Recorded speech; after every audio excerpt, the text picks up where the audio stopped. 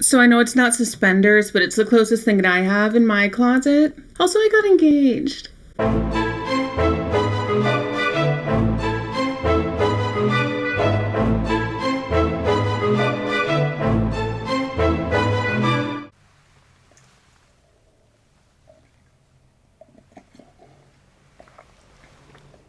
Hi. I'm just stopping in here at the beginning to say, sorry this video has taken me so long. It was definitely a learning experience for me, meaning that I had a ton of technical issues along the way, along with dealing with some items in my personal life that did take up some time.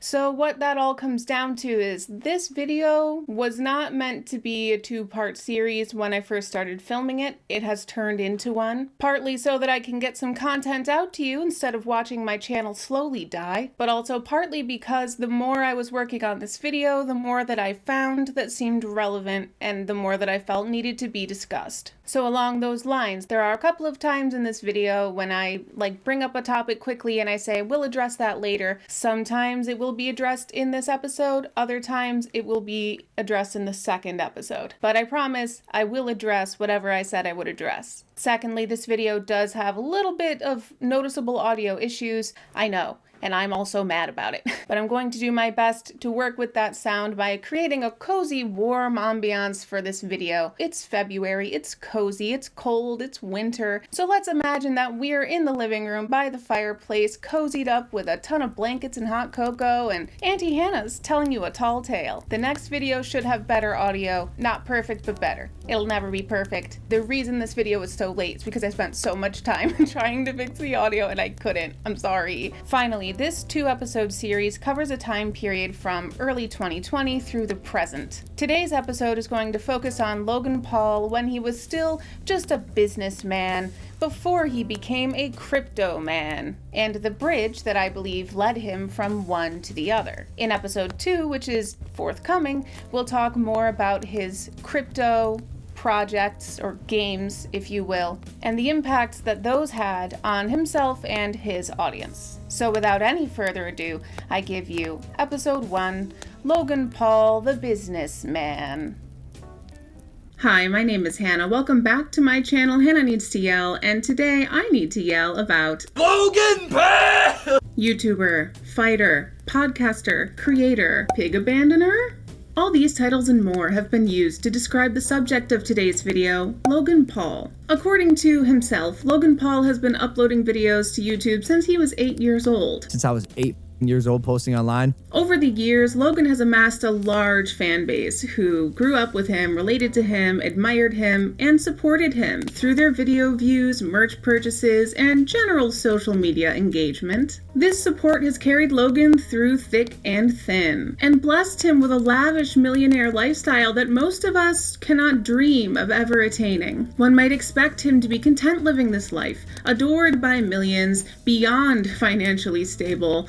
What more can he gain? What more can his fans give to him? But something has changed over the past few years. Logan has started asking more of the Logang. It seems that Logan saw a new opportunity for himself. He seemed to transform from a consumer into a salesman and started treating his fans less like people and more like dollar signs. Over the course of several projects, Logan sold his trusting fans visions of wealth like his, causing them to buy into products and profits that so far, it appears they have not received. This is why Logan has recently been granted a new title, Scammer. And when I say recently, I truly mean recently. In case you missed it, in December of 2022, an investigative YouTuber named CoffeeZilla, whose channel is focused on exposing scams, especially in the world of crypto, suddenly dropped a 3-part series on Logan Paul's cryptozoo. In fact, if you're here watching this video, I'm pretty sure it's because you watched that series. And if you haven't watched that series, I highly recommend it. It was thorough and thoughtful, and all 3 episodes only add up to like an hour, which I can already tell you this video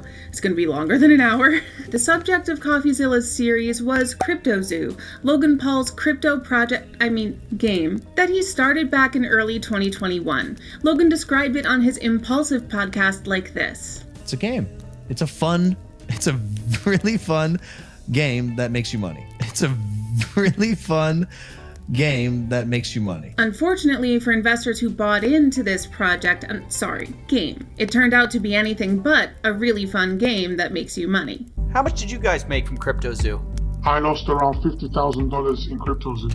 I lost $40,000. I lost around $15,000 I lost $25,000. $120,000. $500,000 Australian, which is $500,000 in CryptoZoo. In CoffeeZilla's 3-part series that dropped in December, he told investors stories and revealed a lot of research he had done to substantiate their allegations. Most importantly, he tried to get to the bottom of what seemed like really rampant issues within CryptoZoo, the game that never was. Yet. To be produced still. You'll see. This series initially received a lot of heated backlash from Logan Paul himself, which we'll discuss later in this video because, wouldn't you know it, after a few days of publicly discrediting CoffeeZilla or attempting to and dragging his name through the mud with statements that I would consider defamatory myself, Logan suddenly did a 180-degree flip and started thanking CoffeeZilla for making his series.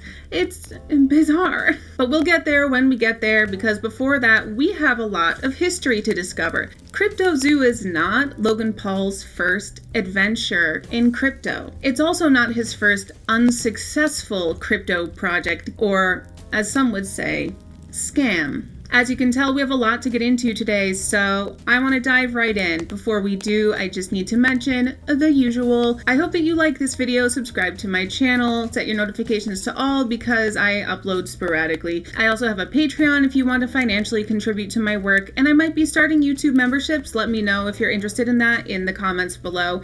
The pricing and the perks will be similar, if not the same, to what's offered on Patreon. I also want to say before we get into my video, everything in this video is my opinion, it's my hypothesis, it's my speculation. I'm not Logan Paul. I don't know what was going through his brain. Okay, so just take everything that I say with a grain of salt. With all that good stuff being said, are you ready? Do you have a drink? Do you have a snack? Are you cozy? Are you ready to settle in? Good. Let's dive in.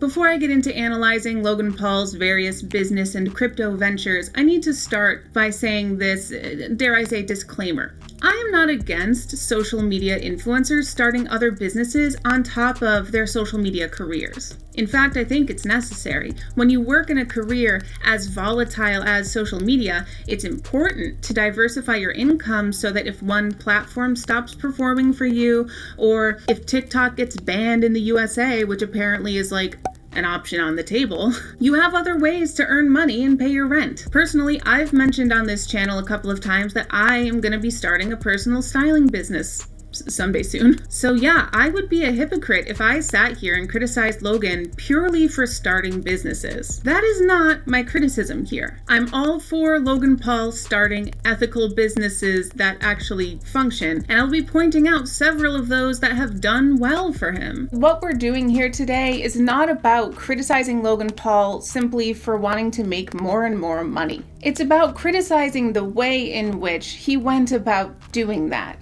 As for me, in my situation, I am a small YouTuber and I'm starting a personal styling business, which is mostly tangential to my social media platforms, except that I have occasionally brought it up on my channel. My biggest platform by far is this commentary YouTube channel, and to be honest, there's not a very clear overlap between a commentary audience and a personal styling business. And this commentary channel does not really showcase my abilities as a personal stylist, other than I wear clothes here. So I guess if you like my clothes, you might feel interested in having me style you, but it's a pretty tangential thing. However, in Logan's situation, he's absolutely using his platform much more to his advantage. He is already a massive influencer with millions of fans and millions and millions and millions of dollars. And honestly, if I was in his shoes, I wouldn't be starting all these other side businesses. I really think what, are you doing it because you're bored?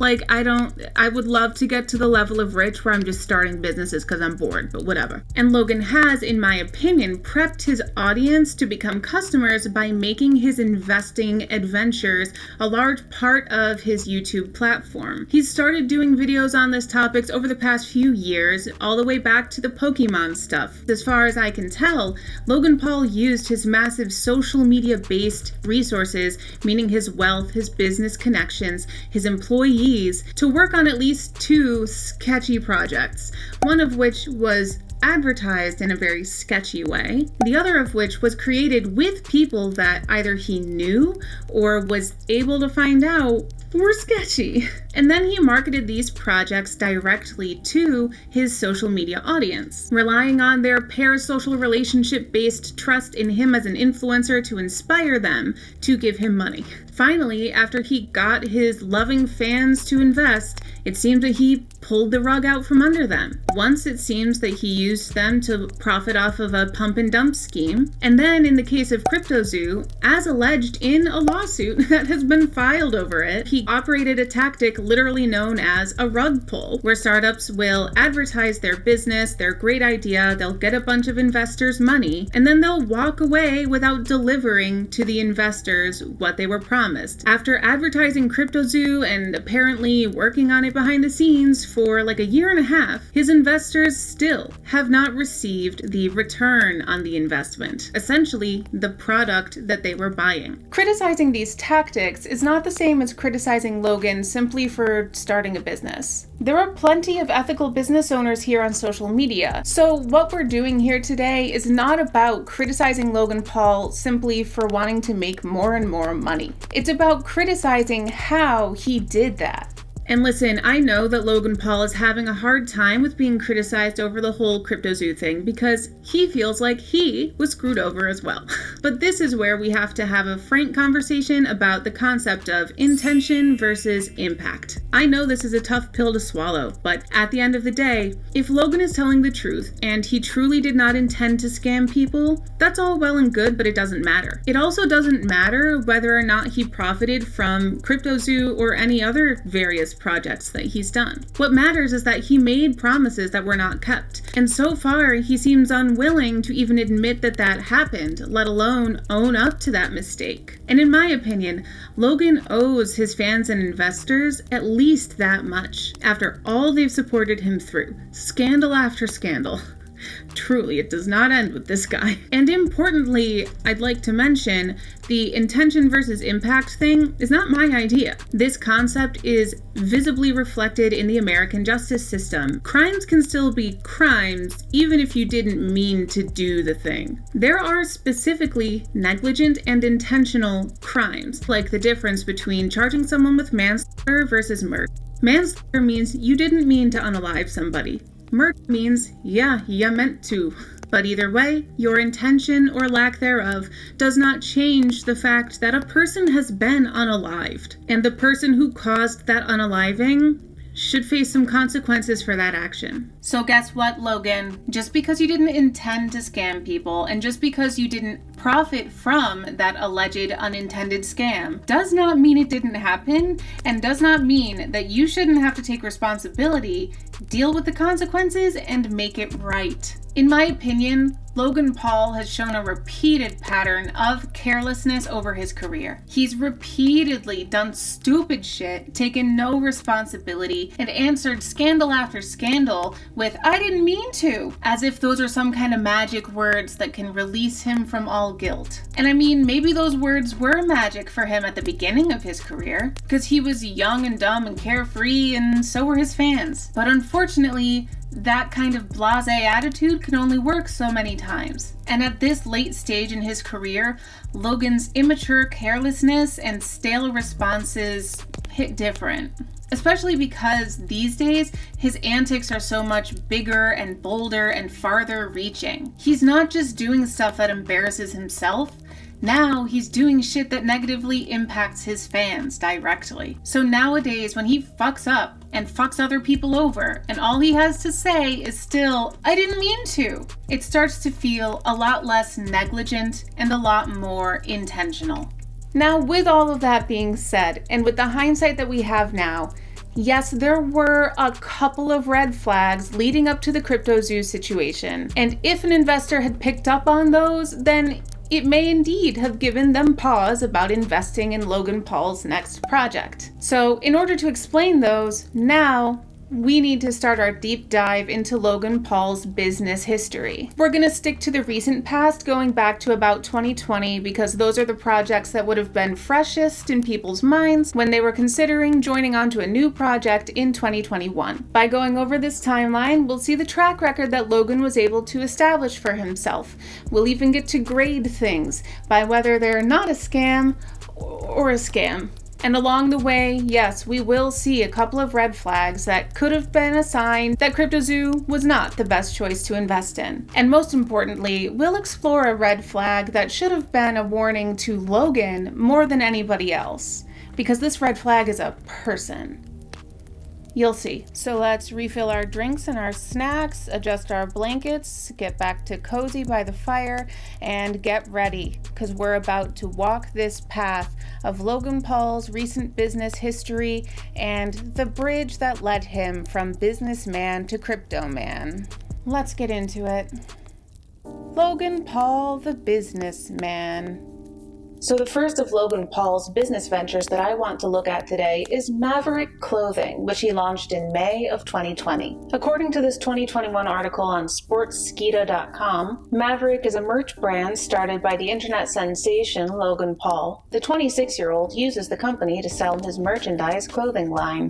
Paul launched the company in May 2020, intending to grow it into a full-fledged fashion brand. You can see that it talks about the Maverick Club here. We're not quite there yet. First, let's see if Logan has realized this dream. It's been almost 3 years, so let's take a look at the Maverick clothing line. All right, we got t-shirts, we got sweatpants, shorts, hoodies, boxing gloves, that's unique, and some wraps, some gift cards. Is that it? Maybe there's more. Oh, that's it. I mean, I guess you could consider it a clothing line, like a capsule collection. Does this count as a clothing line? Let me know in the comments below. Now, as this article mentions, apart from the clothing line, Paul has also created an online content platform called Maverick Club. And this was a big conversation point back when this launched in 2020. People were afraid that it was some kind of a scam, but really it's just overpriced Patreon. As it says here, there's a subscription fee of $20 per month. Subscribers can then access Logan's exclusive behind-the-scenes content, vlogs, and the subscription also gives members access to VIP clothing, not included in the subscription price, by the way, just the chance to purchase different merch items than other people can purchase, and a chance to win free giveaways. What I think is interesting is that here in January of 2023, the MaverickClothing.com website is pretty simple because there's not a ton of merchandise options, and I'm not seeing anything on here about the Maverick Club at this time. On their Instagram, the most recent post is from 6 weeks ago, and Logan Paul is featured. It's not actually related to Maverick Clothing, it's him showing off some action figures. There's no sign of a Maverick Club here, not even in the links up here. Now, I was able to find the Maverick Club website by searching Google, but I just find it interesting that it's not linked through Maverick's actual website, nor their official Instagram. Here it is, talking about the perks of the club, which are basically the same as what the article says. There's a decent amount of emphasis on his fighting career, and there's still options to join the club at this time. But it seems like there's not a lot of social media conversation about the Maverick Club right now. All the YouTube reviews that I could find of the Maverick Club were from back when it was released about 2.5 years ago. I haven't been able to find a verified Instagram account for the Maverick Club, but this one looks to be the closest to legit because it links to the Maverick Club website, although that doesn't mean a ton. People commenting seem to believe that this is the proper Instagram for the Mav Club, and the last last post here was 15 weeks ago as of recording on January 18th. The most recent insight I could find on Reddit was this post in r/Logan Paul. About 10 months ago, a user asks if the Maverick Club is still going on. A month later, somebody replies, yep. OP asks how it is, and there's no reply. Not exactly encouraging, but technically not discouraging either.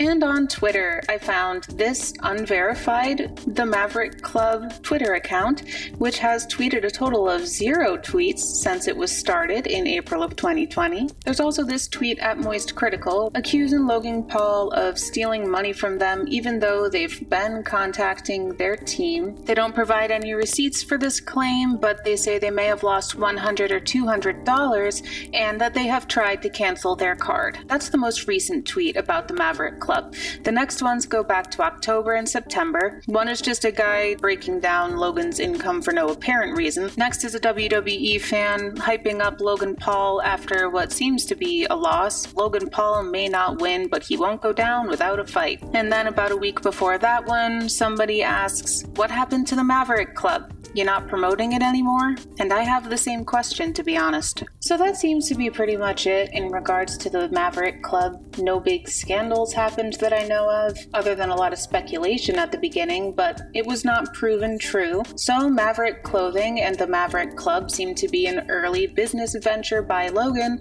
that was successful and honest and good. Maverick Club still seems to be going on, although maybe not advertising and trying to get new members. But at least based on the tweets in September and most recent Instagram post from 6 weeks ago, it seems that Logan does use the Maverick Club to promote his WWE schedule more than his influencer life, which is fair because it really is the type of club that only his super fans would join, so certainly they'd be interested in that type of content. So my ruling on Maverick Clothing and the Maverick Club, no scam. Logan Paul's next big business venture took a sharp right turn into an unexpected arena, Pokemon cards. And, this one is a trip, guys. Logan Paul's adventures in Pokemon cards. On October 2nd of 2020, Logan decided to do something unprecedented on YouTube. He decided to unbox an extremely rare factory-sealed first edition base set of Pokemon cards, which I believe he spent like $165,000 on. He calls the video $200,000 box of Pokemon cards or something, but I think that's because one of the cards in the box was estimated at $200,000 value, something like that. He spent too much money on it, and he was clickbaiting. Anyway. Saturday, August 22nd, 7:42 p.m.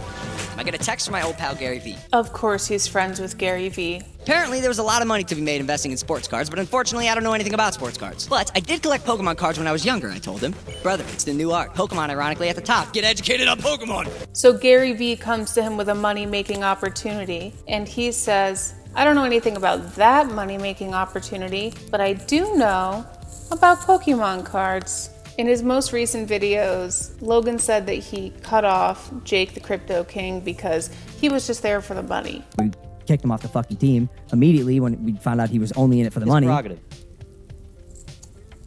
And you're gonna sit there and tell me that you weren't? I'm gonna do it. I love Pokemon. Shouldn't be too hard. And it wasn't. Turns out Pokemon is the highest grossing media franchise of all time, coming in at over $90 billion. Ahead of Hello Kitty, Star Wars, Mario, Harry Potter, and Marvel. And with the 25th anniversary of Pokemon coming up next year, I don't see that changing anytime soon.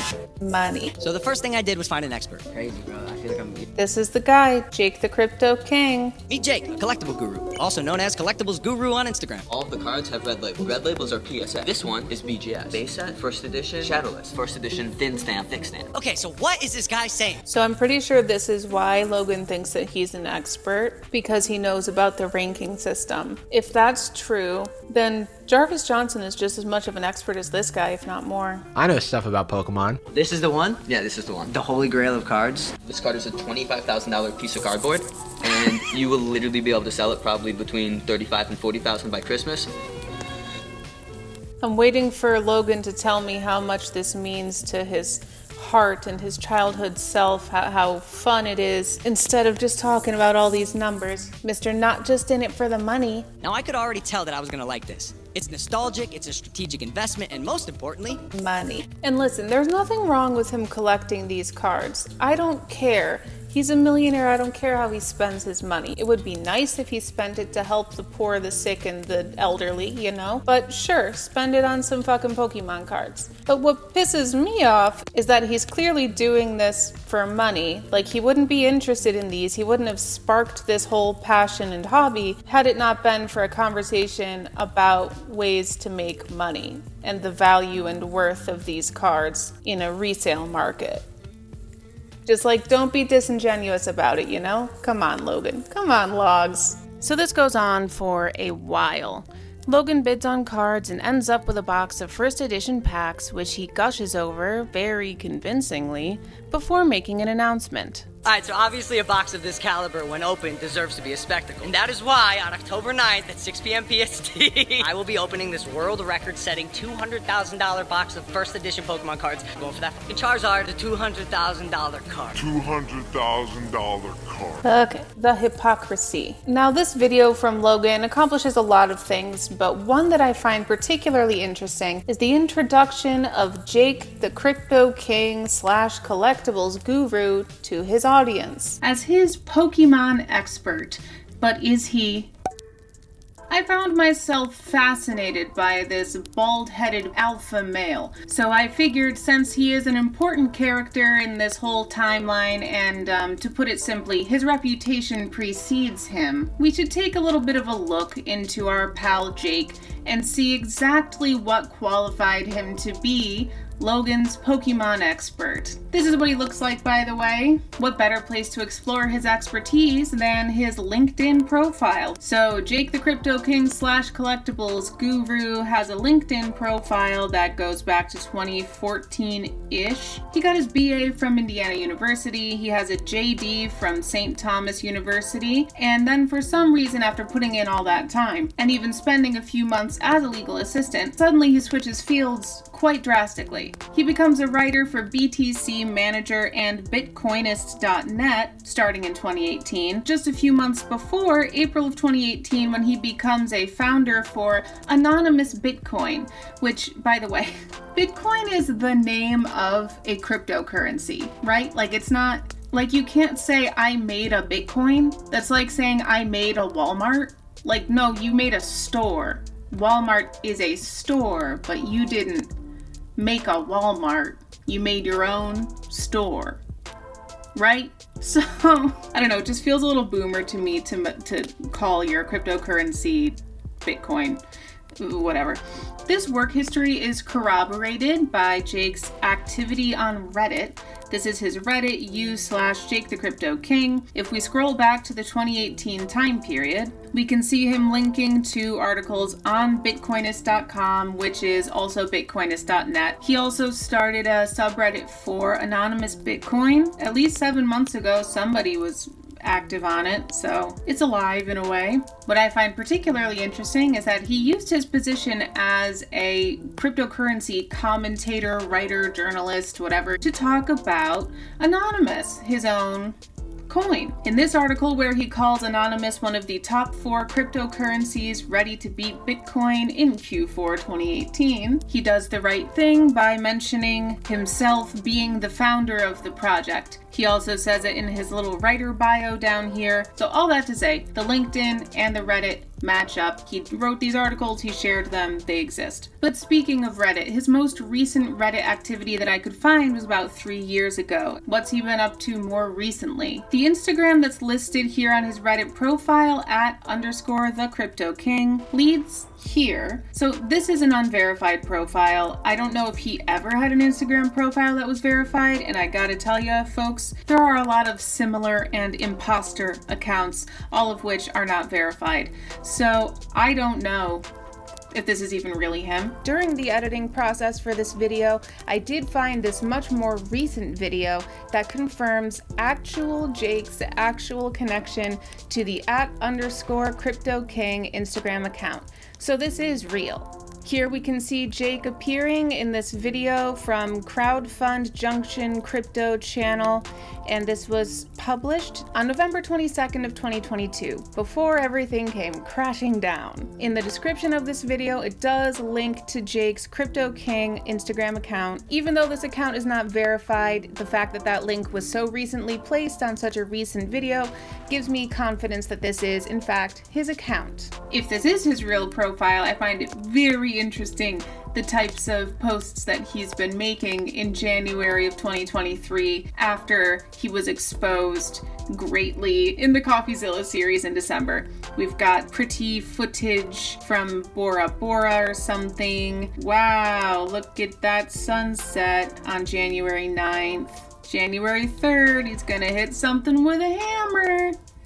Wow, a chocolate W. Is that for winner? W for Wumbo. There was a little bit of a break in there from December 14th when he was at this wedding until this is January 1st. So he's been posting a couple weeks leading up to the CoffeeZilla expose being published, and then directly afterward, not responding in any way to anything that CoffeeZilla said. And I'm certain that he saw CoffeeZilla's series about him, so to me it indicates that he thinks he came out of there looking not too bad.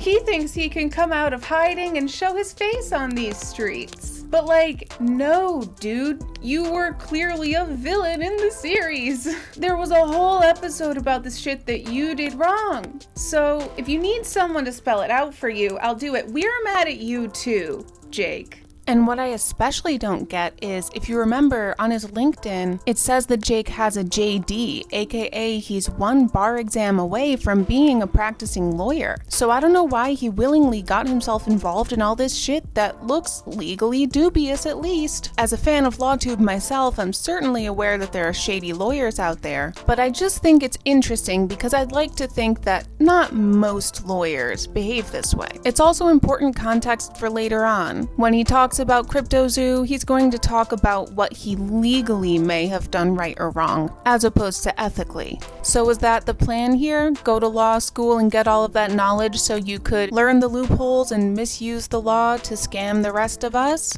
Just a question that I have.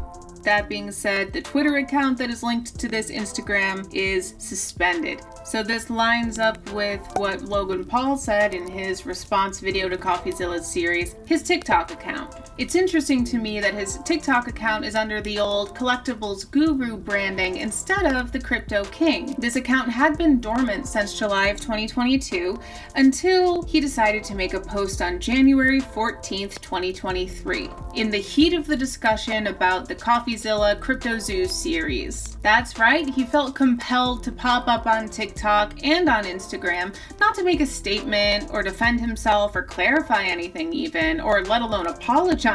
No, instead he needed to show off a beautiful sunset on Instagram and a gaudy watch collection here on TikTok. These watches, I'm sure they're expensive, but they look dumb. And not because he owns them, because they're fucking ugly. I'm sorry, they're fucking ugly. Now, from that TikTok account, I did find the link to his YouTube channel. Also under the Collectibles Guru name, where he has about 3,000 subscribers. Not bad, you know, YouTube is hard out there. It's hard in these streets. Like and subscribe. Set your notifications to all because I upload sporadic. His YouTube, like most of the rest of his socials, has remained pretty much dormant for about the past 2 years. This says 1 year ago right here, but it's from like February of 2021. So we're coming up on 2 years since he posted anything. There's not many videos here. Most of what is here is him just milking his relationship with Logan Paul. And of course, there's a couple videos of his dog, who is obviously a very good boy. So that's what the Crypto King / Collectibles Guru has been up to recently on socials. And here's a quick pop quiz. Did you see anything in there that gives Jake any credibility as a Pokemon expert? Anything at all? Any reason that Logan should have believed him when he said that he was? Let me know in the comments below. What about his very own cryptocurrency, Anonymous? How's it going, you know? Since we're on Twitter anyways, I figured let's start by looking at the Anonymous Twitter account, which appears to be inactive. Nothing posted since November 9th of 2019. But hey, just because their Twitter's inactive doesn't mean the whole coin is like dead. So let's check out their website. Oh, the domain is for sale. Oh, that's not a good sign, huh? Now, according to this article on medium.com, Anonymous is listed on CoinGecko and CoinMarketCap. I've seen CoinGecko in some cryptocurrency related videos, so let me check out there. And would you look at that? It exists, and it is hovering around a quarter of a penny in value. So, okay. Maybe it's just a bad day. Let's see how the value has been over time. So we're hovering around 1/4 to 1/3 to 40% of a penny. Ooh, 53% of a penny. We had a little boost right here. January 13th and 14th got all the way up to like a penny, a whole penny. You know, that's not bad. Compared to where it's been, that's a nice jump. Buy low, sell high, you know, so that's good. And I mean, what about like the overall trajectory of the coin? I'm sure it had its heyday, you know? Oh, yeah. Its heyday was its first day. The other market where Anonymous is listed, according to this article from the Time, is CoinMarketCap, which is no longer tracking the data for Anonymous, which to me does not seem like a great sign. And then these are all the different socials for Anonymous. Let's see what the community is like. I don't have a Telegram account, so I'm not going to be able to see anything there, so I'm not really going to look at that. But Discord is invalid. Okay, that's fine. Twitter, we have looked at this one, so we know that nothing has been posted here since November 9th of 2019. I get it. Not everybody likes Twitter. Medium, the last article is from September 20th of 2018. Reddit, the subreddit, we looked at that. 7 months ago, there was somebody, a graphic was posted and it got no comments, but Anon token is getting ready for the next phase, so that's good. They at least have technical support for people who did buy the coin in case they need anything. That's handy. Okay, so you have to go to Telegram.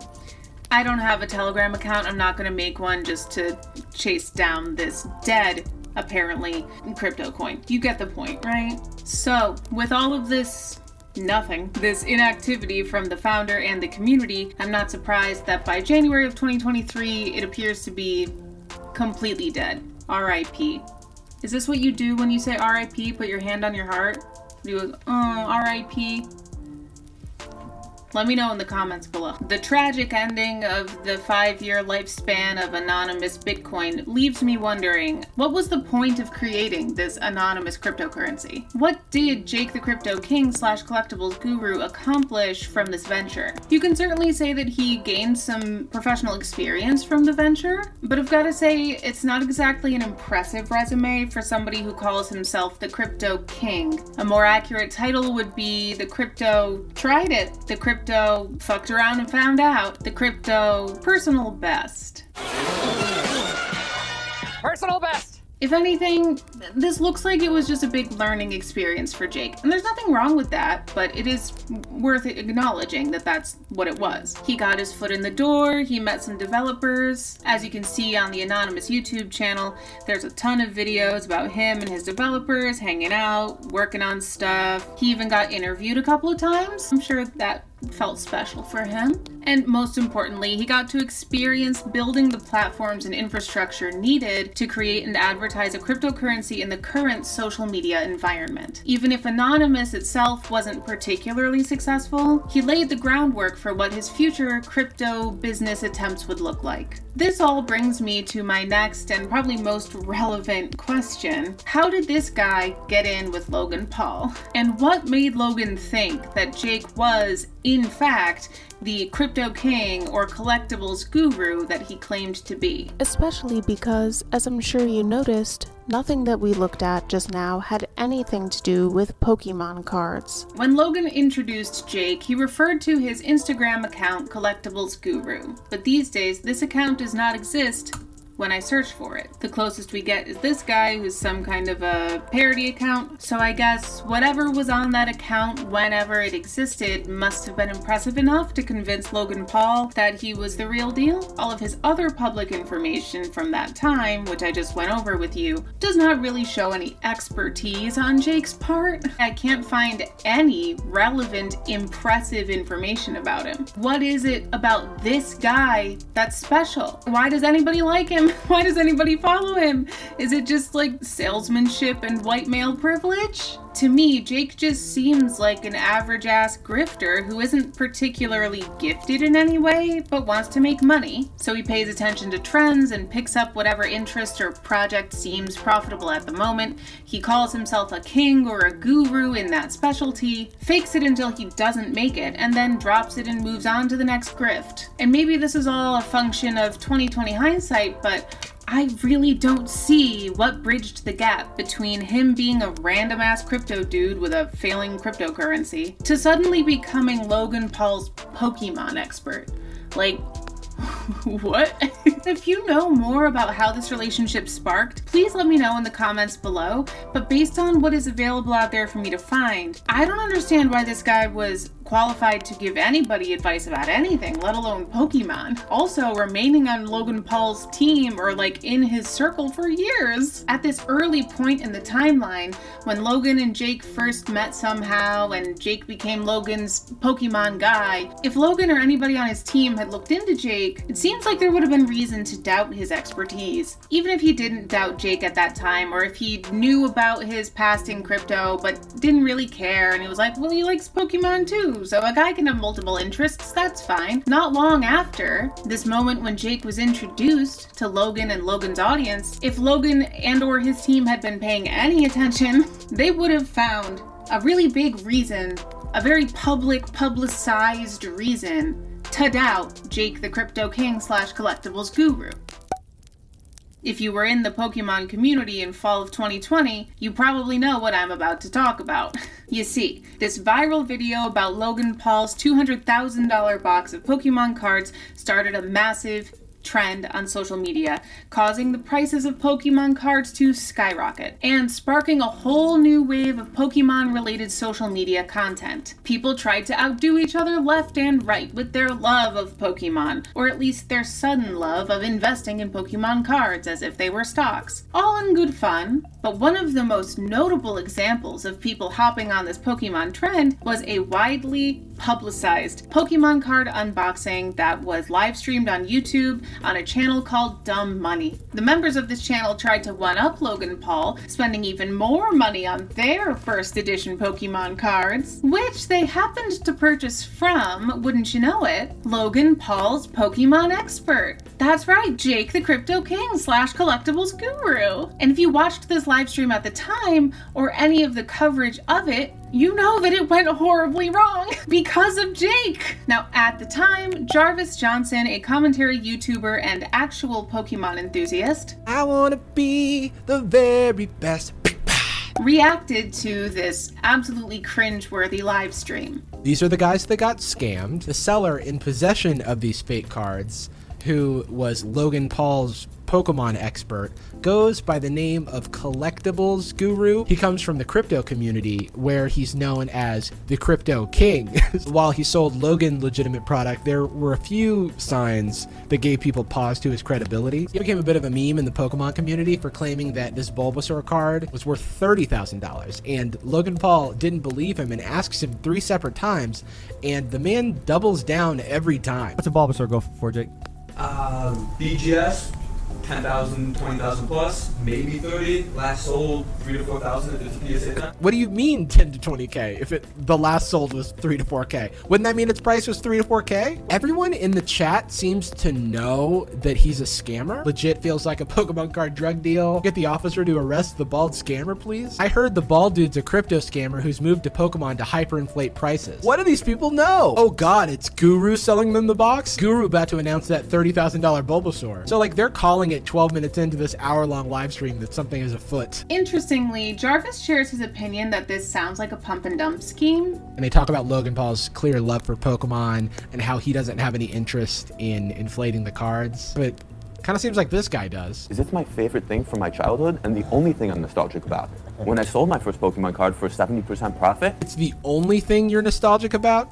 Also, he follows that sentence with, when I sold my first Pokemon card at a 70% profit, like, are you nostalgic or not? Like, it sounds like you're nostalgic for profit. Your actual work illuminating that market brought more value to everyone in the market, including yourself. Like, what he's describing is also like a pump and dump scheme where you like drum up the prices and get a bunch of interest in something, so if the market goes up and then you get out of the market, and then the market eventually crashes. Just put a pin in that little tidbit. We'll be back for it later. Jarvis points out how Jake is acting generally sus throughout this live stream. I didn't know if you actually wanted to open it. Yes, we're going to open. Let's have it open on camera live. He just said that he wasn't sure if he was going to open the cards today. Knowing what we know, or there's not actually first edition cards in there, all of his actions seem like he's trying to get ahead of the fact that he's about to sell a fake product. Have it open on camera live so we know we're not doing anything weird with the packs. No problem. He gives us the backstory of the box, which I put in quotes because it's a lie. I mean, he contradicts it later on, so I don't know what the truth is, but I just know he's not a reliable narrator. There's a little bit you'll see of wear on one of the top edges. He says 100% money back for me if indeed it is fake. So people since the beginning of the stream have just been assuming that this box is resealed. Even the buyer made a joke about that. And so someone in the comments is like, Guru knows how to reseal. And I'm like, how do these people know? How does everybody have this man's number? And then he's like, even if this was resealed, it would have been resealed like 20 years ago. It's not like it's been resealed recently. If it was resealed, it was like 19 years ago. If it's been in a gun safe, how would it have been resealed? Like, I just don't. And then how would you know what 20 years of reseal wear looks like? It's just a weird amount of massaging before he hands off the box. I've done all the inspections a normal person would be able to do without cracking it. Honestly, I don't understand the purpose of doing all this, talking about whether or not it's fake if they're going to open the box anyway. But this guy like seems to be like delaying the inevitable. And then before he hands off the box, he's like, it all seemed legit. It all seemed legit. As if he like using the past tense as if he knows it's not. Not to put on my conspiracy hat, but what if when he saw that they were opening the box today, he was like, oh, how am I going to get myself out of this jam? As soon as the next guy gets a hold of the box, Guru immediately asks him like, what are your concerns? So what are your concerns? Give the man a second. Jeez, he just got the box. Maybe I'm cynical, but it seems like he's doing all this talking so that they trust him, so that when they find out that it's fake, it seems like he was the one who was duped and not like the duper. But I don't know. They finally opened the box. Does it say first edition? Yeah. Yes, that's perfect. Keep going. Woo! It's funny because he didn't ask any of these questions or have any concerns about Logan Paul's box. You know, like when he was Logan Paul's advisor, Logan Paul opened that box on stream. He didn't ask, are they all first edition? like that's like a, I hope so. It's a first edition box. Like, since there was already so much doubt cast on whether or not it was real, I don't know, it just seems like a weird thing to say. And wouldn't you know it, it turns out the card packs are fake, or at least are not what they were advertised to be. That one's not a first edition pack. Yeah, look, they're open. Yeah, no, that's a major issue. This is a resealed box. God, it's not even base set cards. Oh my god. Not only were there not first edition cards in the box, the cards were from 2020. Somebody resealed the box this year. So his whole, if it was resealed, it must have been resealed 20 years ago. It just feels like all this convenient backstory that happens to like unravel when they open everything up. We see some more sketchy behavior from Jake the Crypto King / Collectibles Guru. There are no cuts in this video, and this man is on the phone with the seller who allegedly scammed him instantly. Like, it was like 10 seconds. I don't answer the phone like that for my close family. Why was the seller waiting by the phone for this man's call? Is there anyone on the other side of that phone? And this man is on the phone. If Jarvis is a conspiracy theorist, then so am I, because that phone screen looks empty and that phone looks locked or off to me. Let me know what you think, of course, but I think I'm gonna need one of Jarvis's hats. Sorry guys, you know, this obviously was a shock to all of us. I don't know about all that. I don't know if it was a shock to all of it. The chat was not shocked. Who is getting screwed in this chain? Because our man Guru here is pulling the Shaggy defense and he's like, it wasn't me. I'm wondering if he knew that he would be on camera. I'm wondering if he knew if the experts would be there, because those things seem to catch him by surprise. One theory is that they're just planning to like leave the Pokemon game after this, because we don't know that Guru has ever sold a first edition box before, because I think the first one, at least from the social media posts of his other colleagues that are in there, that was the first box that they got, and it was a reseal. Maybe this was all just a big misunderstanding. It's just suspicious that everyone in the Pokemon community seems to think Guru is a scammer. I can't shake the fact that literally no one has vouched for the trustworthiness of Mr. Crypto King / the Collectibles Guru. Like literally no one, except for maybe Logan Paul. At least the situation seemed to kind of wrap up well. The situation has kind of resolved. In short, the Dumb Money guys were able to purchase a legitimate box from Mr. Guru. I don't know the situation with the Guru guy. I'm not here to say whether or not he intended to do the scam. It seems like he may have lost out on some money, but there's a lot of weird stuff that went down in that transaction, and I still think that my analysis stands even, days after this situation has resolved. Until Jake got all butthurt about Jarvis's fair use commentary video. Jake watched my video and he didn't like it. Hey Jarvis, you made an unbecoming YouTube video with many false claims. I'm not here to threaten lawsuit or name call. All right, let's stop it right there. I guess he's saying this because he opened his conversation with Pay Money Wubby by fat shaming him. Are you the fat YouTuber who goes out of his way to create drama? He's giving me the grace of not name calling me, but he does mention a lawsuit. Does he think that he has a case against someone who described events that were streamed live to thousands of people? Just wanted to let you know your claims were false, and I would appreciate if you looked into the facts. What claims are you talking about? Would you mind citing some of those claims? Spoiler alert, he never tells me what false claims I made. I need you all to keep this moment in mind for later. It would be nice if an educated, well-known member of the public took the time to research and contact the actual individuals versus negative frame and speculate. Yeah, we'll be back for that one too, you'll see. Just wanted to let you know I caught backlash when I was the one who was fucked over for a year's salary over 30 seconds. I can't help but feel like he keeps wanting to be framed as the victim here. You're making yourself look bad, and I don't think that's what you want. As you can see, this was a fiasco, a debacle, a spectacle, a scandal, and it was caused by Jake the Crypto King / Collectibles Guru. Or, in my opinion, Jake the random dude who saw an opportunity to make money and just so happened to get lucky with the one box that he sold to Logan Paul, but he doesn't actually know what he's doing. Allegedly. This was a very public, very talked about fuck up. It made Jake look scummy as fuck, and he reacted to his criticism badly as fuck. At least that's something that he and Logan have in common.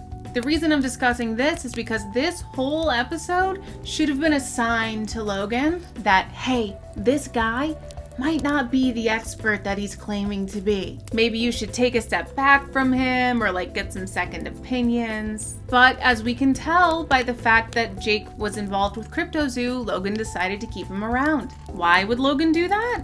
I have a couple of theories. One is about that intention versus impact thing that I talked about earlier on in this video. If Logan is consistent about the way he sees that, where intention matters above everything else, he probably trusted Jake when he said that it was all a well-intentioned but honest mistake. This would cause him to ignore the multiple signs of Jake's scumminess and shrug off all the reactions and criticisms and critiques as people just hating on Jake for no reason. So that's one theory, which can exist on its own, or it can coexist with my second theory.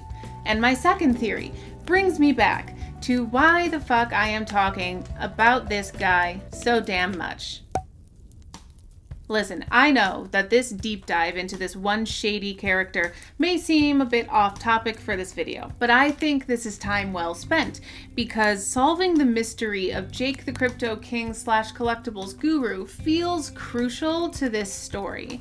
First of all, I have to hypothesize that this guy is a central character in the overall story of Logan Paul and cryptocurrency. Logan didn't ever express much interest in crypto, let alone doing crypto projects, until Jake came along. Jake became his Pokemon card expert, and then Logan did an NFT crypto project, which is Pokemon related. And then Jake and Logan both moved on to cryptozoo, an NFT project. I don't know about you, but I can't help seeing a connection there. Did this guy plant the seeds for what eventually grew into the cryptozoo disaster? I don't know, but it leads me to wonder. It leads me to wonder. Secondly, and really more importantly, I feel that the story of Jake the Crypto King / Collectibles Guru exemplifies perfectly the way that Logan evaluates or does not evaluate the people in his circle. The people closest to him, who advise him, who influence him, and who, based on text messages we'll go over later, have input and influence on Logan's decision making with his businesses, with his life, and therefore with his audience too, because they participate in this shit as consumers. Now, I wouldn't be much of a commentator if I didn't have my own theory about how this guy got into Logan's inner circle, but I'll admit it's a theory that I'm reluctant to bring up because it's so obvious, it's so easy, it's so predictable and anticlimactic. Take a look at Logan Paul's close friend group, the people who are in his videos all the time. How would you describe them? To me, it seems clear that Logan Paul surrounds himself with a bunch of fucking ass kissers. Between all those guys around Logan, there is not a single ball to be found. At this late stage of his career, Logan's pathetic posse of hired hype men comes across only as fragile, immature, insecure, and fake successful. It also makes me think, as much as Logan likes to say that he's some free-thinking maverick and a shrewd, savvy businessman, if that was really true, he wouldn't need to pay people to hang around him all day and agree with him and support all his ideas. He wouldn't need all that constant confirmation. All of that to say, I may not know how Jake first came into contact with Logan, got a chance to talk with him, or convinced him that he knew shit about Pokemon cards. But as for how he stayed in Logan's good graces for years, I think the answer is unfortunately as simple as it gets. And now, we are all learning the hard way a lesson that could have been learned years ago. That allegedly, Jake is not a king or a guru. He's a grifter who was attracted to Logan's money and clout. His legally risky, fake-it-till-you-make-it ideas are not born out of expertise. They're shots in the dark. And now that we've all seen the truth about Jake, hopefully, Logan will learn from this experience. Just because someone sits there and hypes you up all day long does not mean that they are intelligent, experienced, expert, or trustworthy. If anything, that level of ass-kissing should give Logan pause, and give him cause to proceed with caution. Jake the Crypto King / Collectibles Guru was not the only voice whispering in Logan's ear at this time.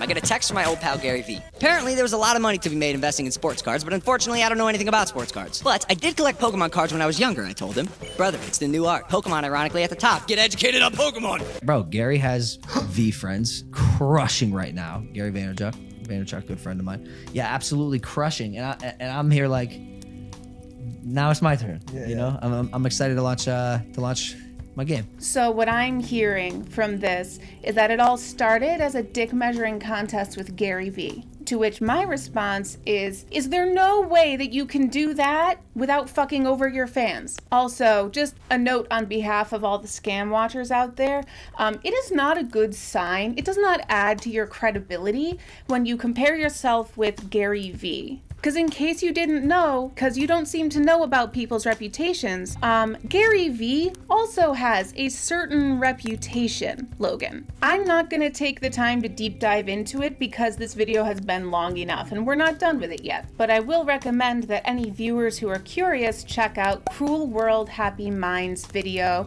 about Gary V. Her videos are great quality, and I think that after watching them, you'll see why the very mention of Gary V's name makes my hackles raise. Just protect your audience. This is what I'm saying. Protect your audience from these scammy, money-hungry fucks. Like, why? Why is this so hard?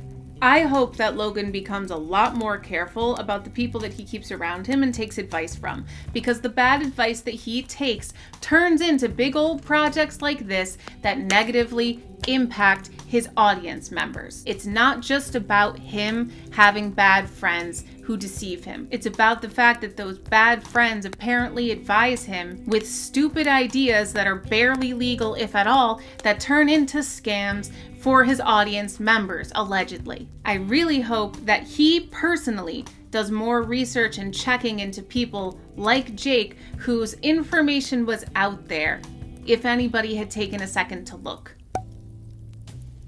In and of itself, Logan Paul participating in buying and selling Pokemon cards on its face is not a scam. He's not promising people something that he does not then deliver. He's not taking their money in exchange for nothing. So if that's what we're defining as a scam, this was not that. However, what it appears to be on its face, and what many people have theorized, is that, intended or not, his involvement in this Pokemon card market inflated the prices so much that at this point he holds like millions of dollars of value in Pokemon cards still to this day. Like, at least in July of 2022 he had a video recently about Pokemon cards on his channel. I feel like he owns enough value of Pokemon cards that he should like add an FTC disclosure in his videos that him talking about Pokemon cards increases their value, puts money in his own pockets. That's the, not scam, but like sketchy, weird, undefined, generally cloudy, not particularly good part of this Pokemon card business venture, which some have certainly theorized was a pump and dump scheme. We're just on the pump side waiting for the dump. Don't clip that clip to use it. Please.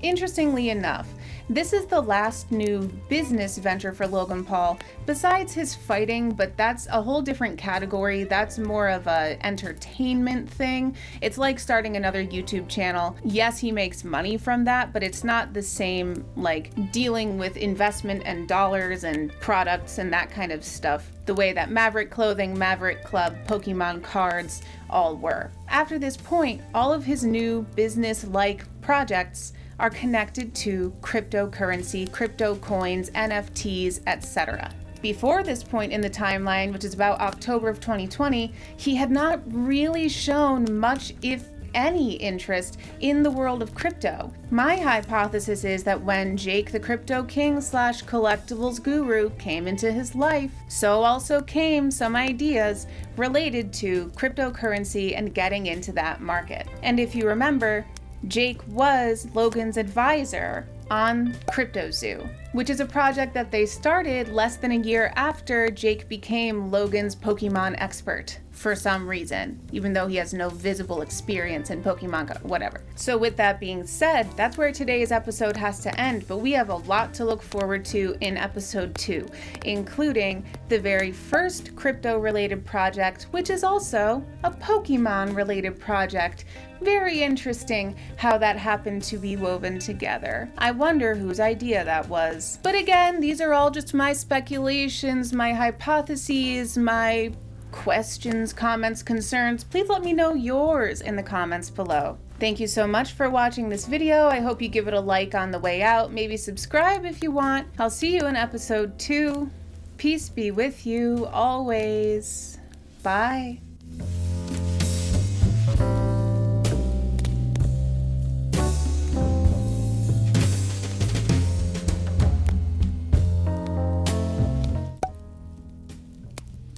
I swear to God, I don't have gray hair up here. It's just thinning.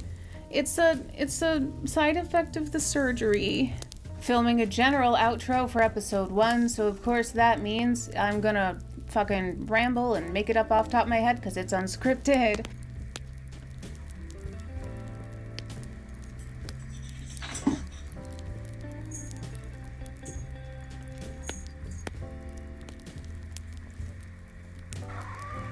Hi, buddy.